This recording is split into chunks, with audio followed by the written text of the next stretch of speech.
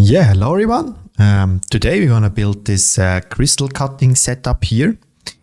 It would actually be cool to build something like this fully in C nodes, but because we have no Boolean options at the moment in C nodes, so we have to do something else.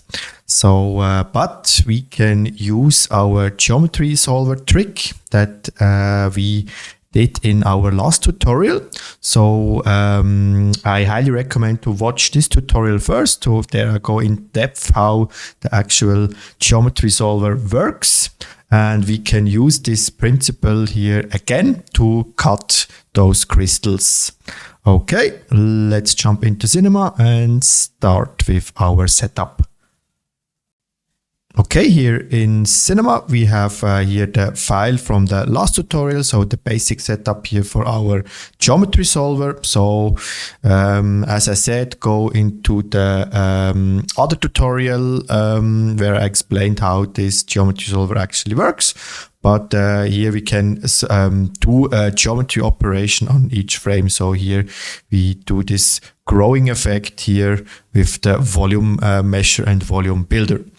But now instead of grow a mesh, we want to cut an object on each frame. So let's start here the solve state, delete this, and also here the initial state, we don't want a sphere. So the best thing for a crystal, of course, is a cylinder here. Let's use a cylinder. Let's show the mesh here. Maybe a crystal has normally 6 sides here. We don't need height segments. Make this a little bit bigger. And then, of course, if we would do this manually, we would use the bool object and start to cut here some pieces. So let's use a cube, for example. Let's bring this up here. And let's say we want to cut this part here, and then let's bring the legacy bool. For this setup, the legacy bool works a bit better than the new Boolean object.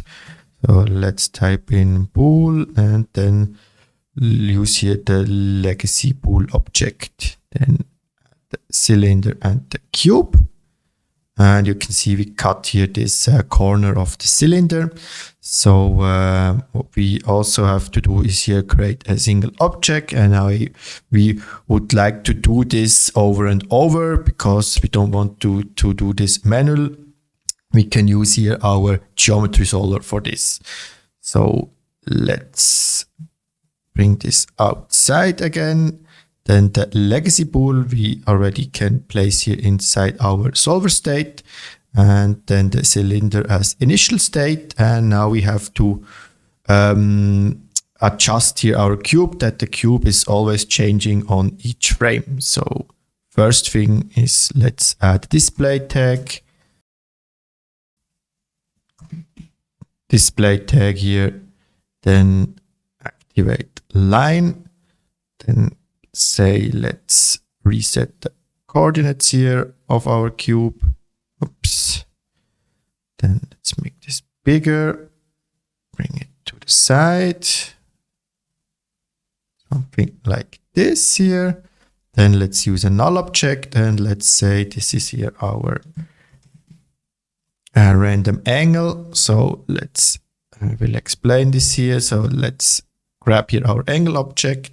And now when we rotate it here, I think on the banking here, you can see we can cut at the bottom or can cut at the top. So this angle here, so the banking angle, you can see here, we like to randomize over each frame. So the easiest way is to do this with a field driver. So let's use the banking angle here. Let's go to field driver, add a field driver. And in the parameters, we can say how many. So maybe let's say do from minus 50 to 50 degree. Then go to the fields and add a random field.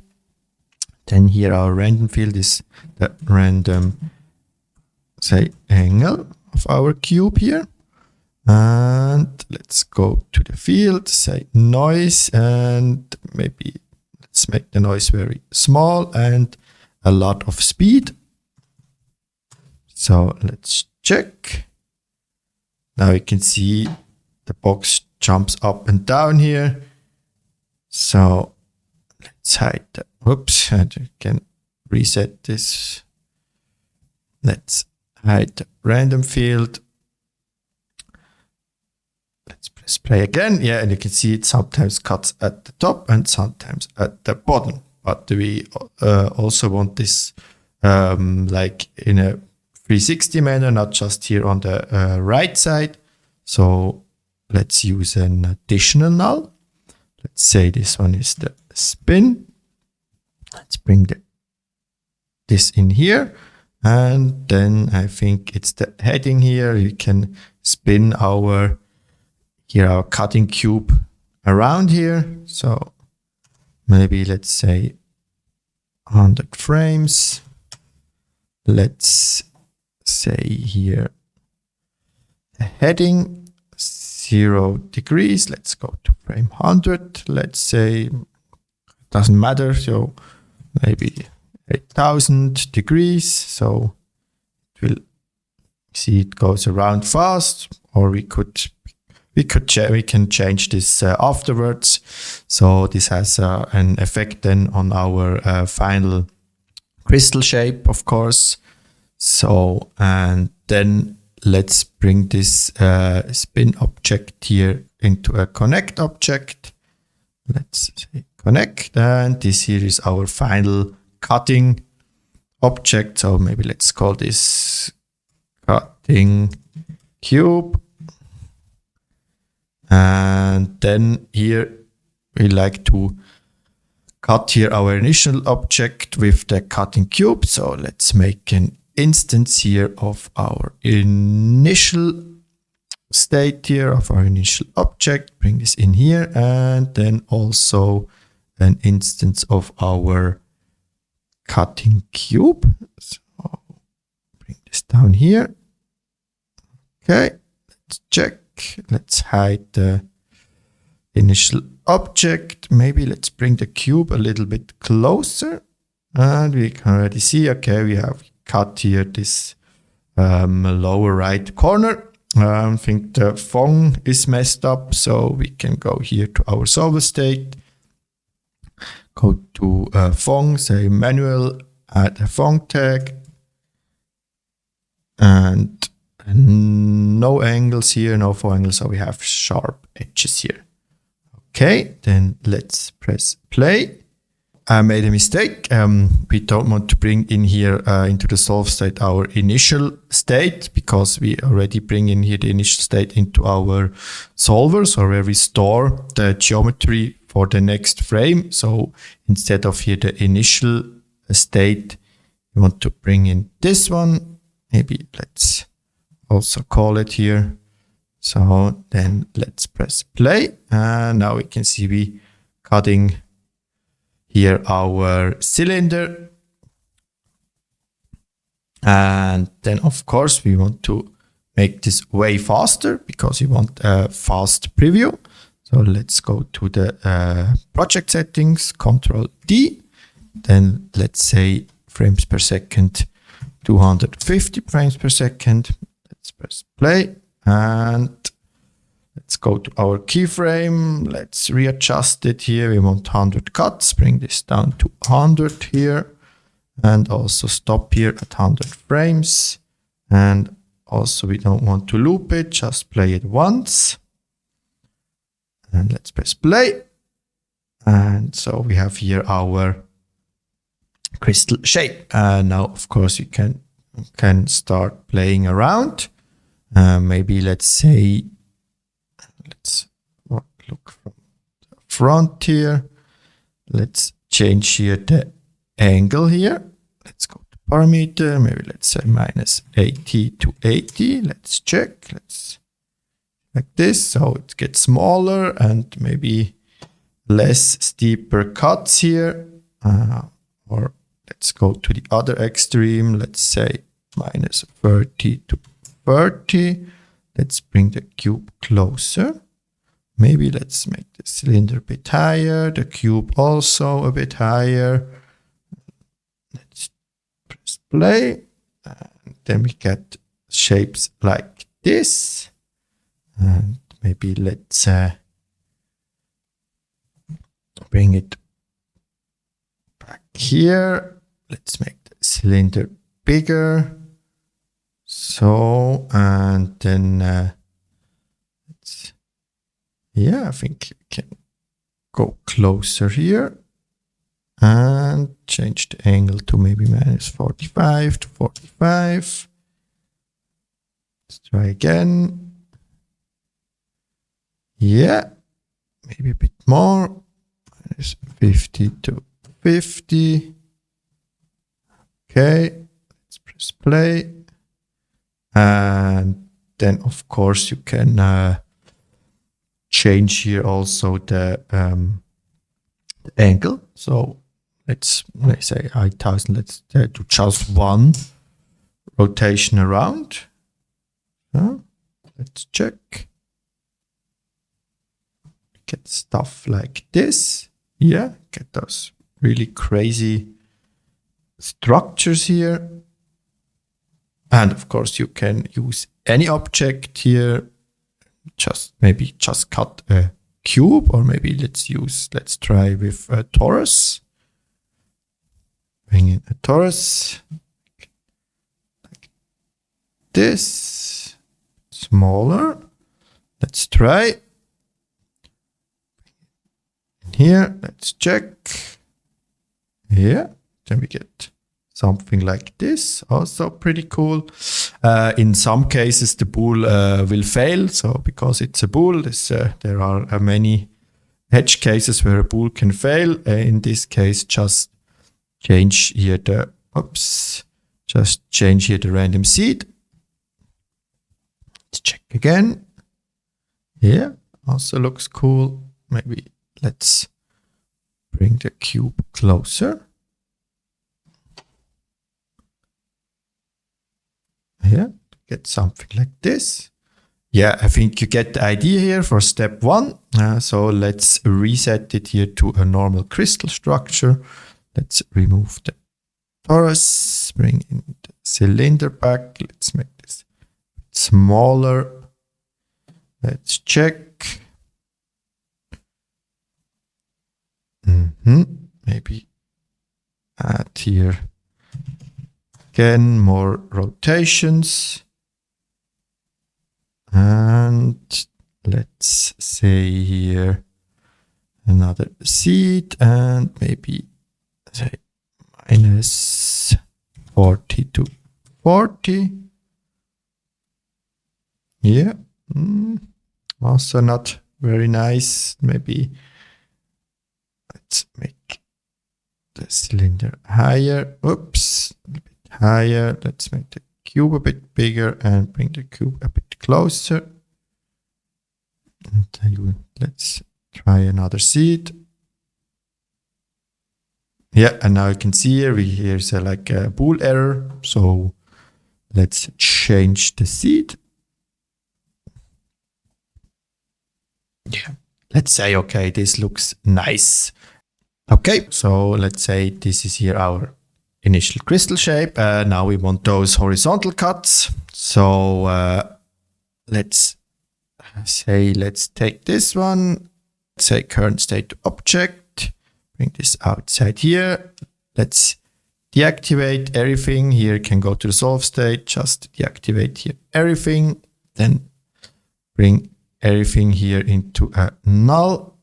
And then maybe let's say this is like the tip cutting. So like we're cutting the tips here.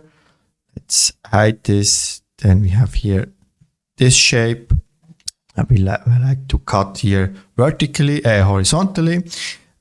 So let's duplicate everything, and let's say here maybe like horizontal cutting.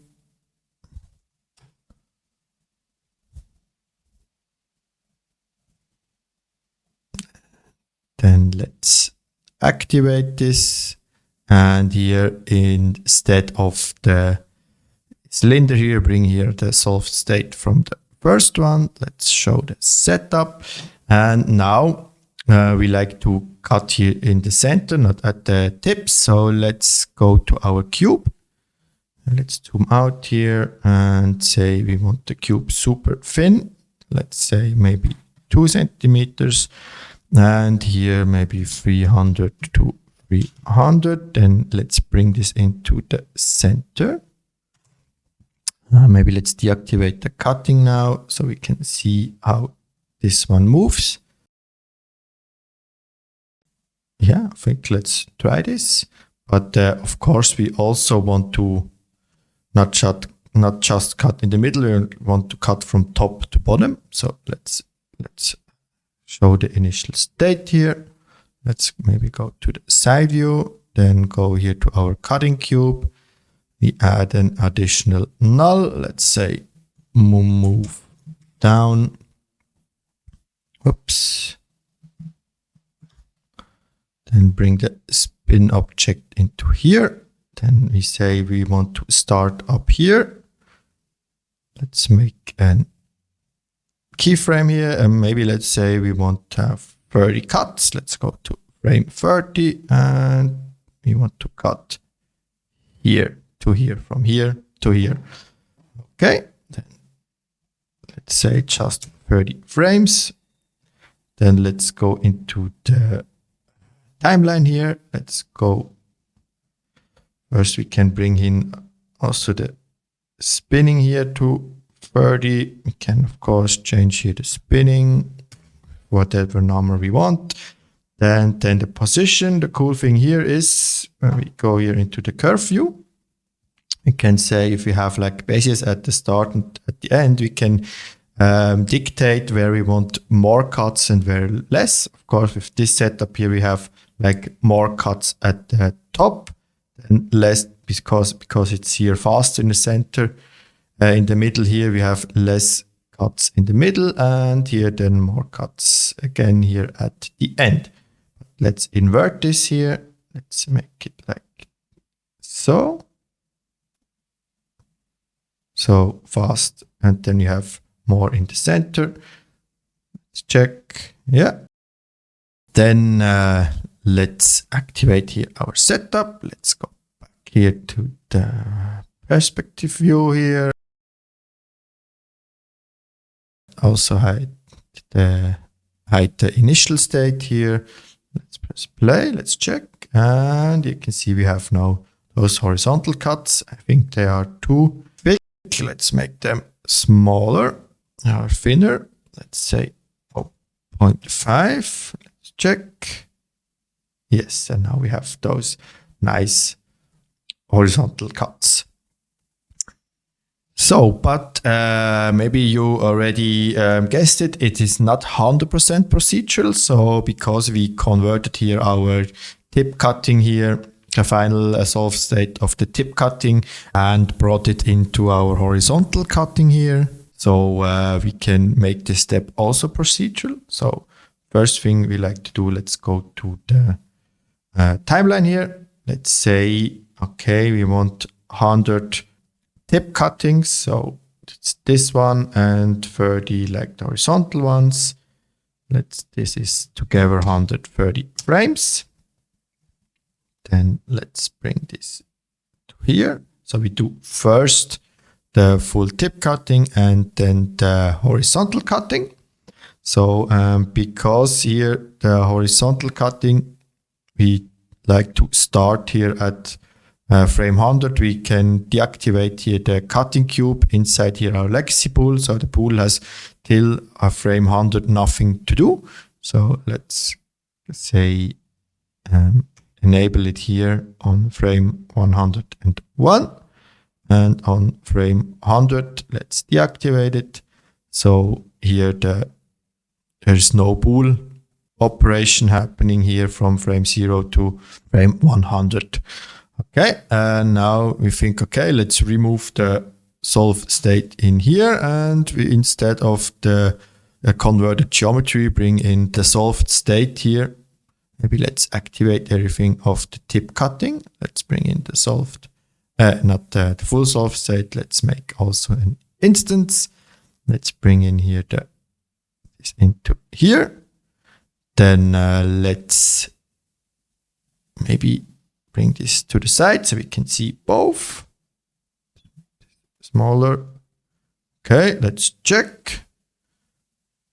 You can see almost something is wrong. So this is because when we go here to our node setup, to the memory node where we store our initial geometry here on the memory node, this initial state here that we bring into the memory node is always the state from frame 0. But here in our memory, you don't want the state from the frame 1. So this is, when we go back here, this state. So that's what we also get in here. We want the state from frame 100. So how can we do this? So this is not very complicated. Instead of bringing the geometry here, not here into the initial state, we bring it directly here into the memory. Again, let's call this maybe init geo. Okay, then let's dive into the memory node. Maybe let's make this a little bit bigger. First thing here, we like to have a parameter. So our frame, we want to decide on which frame we want to read the geometry here from our tip cutting. So let's make an input, say integer. Let's call this transfer frame. So on this frame, we want to transfer the geometry. Let's say this is on 100. Let's go back, bring this also here out of the nodes capsule. So we have it here on the input here, transfer frame. And even better is to bring it directly here. We can always change it here in the viewport. Let's go to show, say show always. So let's go back to the memory, and now we have to build a condition. So we use a condition, it's also called here compare. So what do we like to compare? We like to compare the transfer frame with the current frame. So we use a time node. Let's use a time node, plug in the frame in here, and then transfer frame into here. Then the data type here is integer. You can see it's an integer and an integer. So we also change this here data type to integer. And then the operation will be like equal. So if the transfer frame is equal to the current frame in the timeline, then let's do something. So let's use an if node for this. And here we can say if this condition is true, we can do this. We can pipe through this part, and if not, we pipe through this part here. But we don't want to pipe through float values. We want to pipe through full geometry. So if this is true, we want our initial geometry. If it is false, we want the solved state geometry here, and bring this here to the next frame so we can read it on the next frame. So this is actually it. So fingers crossed. Hope everything worked. Let's press play. And here we go. So on frame 100, we bring in here the geometry, and then we do those horizontal cuts. And of course, we can change this now. Maybe let's press play and say, okay, I already like it here on frame 64. So let's say then let's bring in the state from frame 64. So let's press play. And you could see already on frame 64, we bring in the geometry here from our tip cutting and cut the state from frame 64. Okay, and now the final step is we have now, let me zoom in, we have those gaps here in between. We want to close those gaps. So we do this with MoGraph and dynamics. So let's take the solved state here of our horizontal cutting. Let's take current state object. Then let's delete this. Let's deactivate this solver and deactivate this solver. Then let's hide this stuff. And now let's bring this into a fracture object. In the fracture object, we say explode segment. So now we have every piece is now a MoGraph object. So then let's go to the effector. Let's add a little bit of randomness, not in position, so but in scale.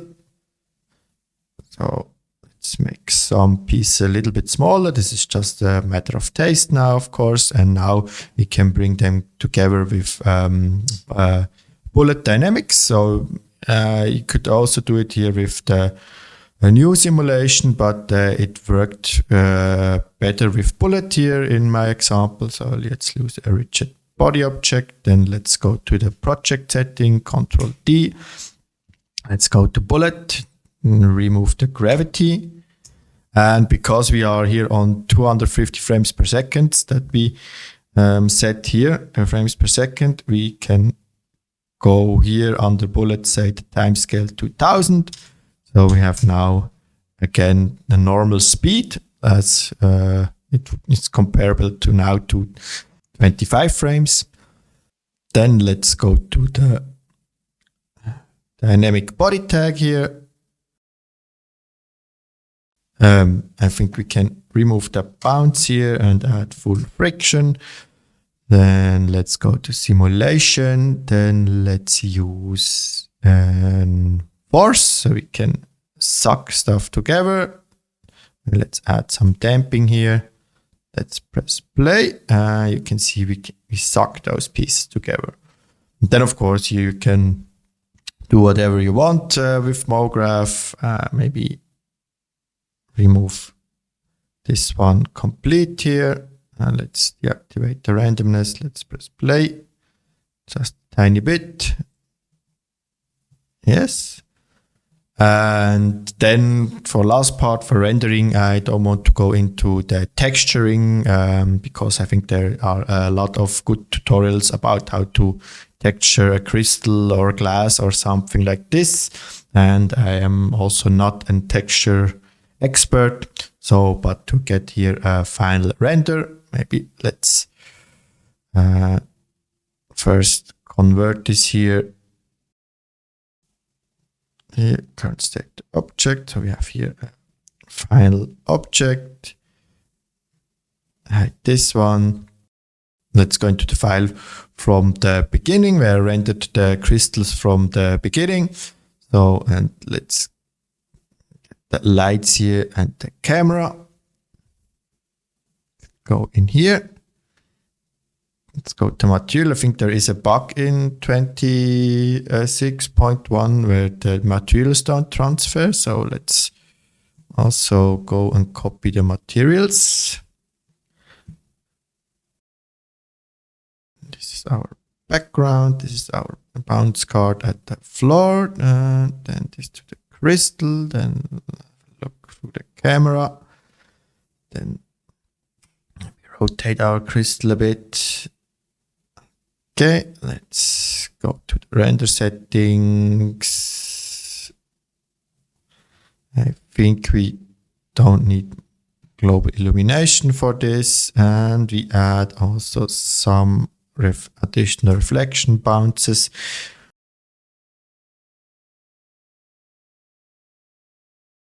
Let's now open the Redshift render view. Here, I think let's make the background a bit bigger. Okay. Now let's check. I think we can also activate here